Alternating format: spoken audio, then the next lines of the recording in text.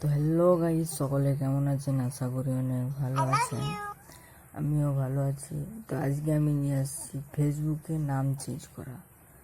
তো ভিডিওটি যদি কেউ প্রথম দেখে থাকো অবশ্যই চ্যানেলটিকে সাবস্ক্রাইব করবেন। আমরা আজকে ফেসবুকে নাম চেঞ্জ করব। তো দেখা যাক ফেসবুক থেকে আমরা নাম চেঞ্জ করতে পারি কি না।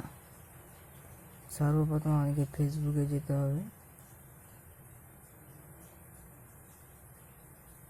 ফেসবুকে যাওয়ার পরে 3 লাইনে ক্লিক করতে হবে আমাদেরকে।